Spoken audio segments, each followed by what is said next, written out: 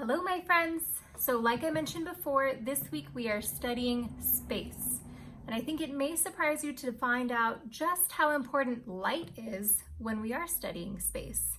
Because without light, we wouldn't be able to see any of the other objects in space around us at all. And I think the best example of this is the moon. So sometimes when you look at the night sky, you'll see the moon as just a tiny little sliver, a little crescent.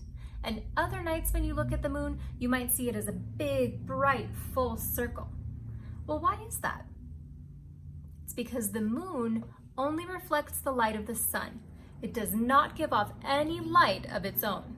So because our moon is always turning and orbiting or circling our planet, and because our planet is always turning and orbiting the sun, we can see different amounts of light hitting it all the time.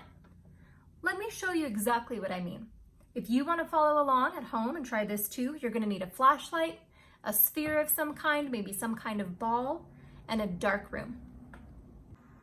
So in this experiment, my lamp is going to act like my sun. I know I said flashlight before, but turns out I don't have one, so I'm using a lamp. And you can use any light source as long as it can point directly at you. So I am the Earth, and this golf ball is going to be the moon. To start, I'm going to hold the golf ball or the moon up right in front of me while facing the light source. Is any of the light hitting the side of the golf ball that I can see? No, right? It's just completely dark to me, just like a new moon. The part that the light is hitting is facing away from me right now. Now let's try turning our bodies to face a different wall. If I look at my little moon, I see that half of the part of the moon I can see is lit up. If I do it again slowly, I can see a tiny crescent of light slowly growing. This is like a waxing moon, or when the light from the moon is getting bigger. Now I'll keep turning. The light reflected off of the moon is still waxing or growing in size until the half that we can see is completely lit up. So now the light source is directly behind me and the moon is still in front of me. This is like when the moon is full.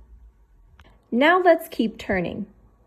I slowly see the light shining on the golf ball getting smaller and smaller.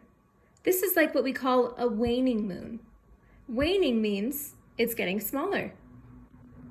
We'll keep turning, and finally, the moon is completely dark again, and it's ready to start that whole cycle all over again. That moon cycle takes about 1 whole month to complete. And now you know why the moon looks different every night. It's all about light.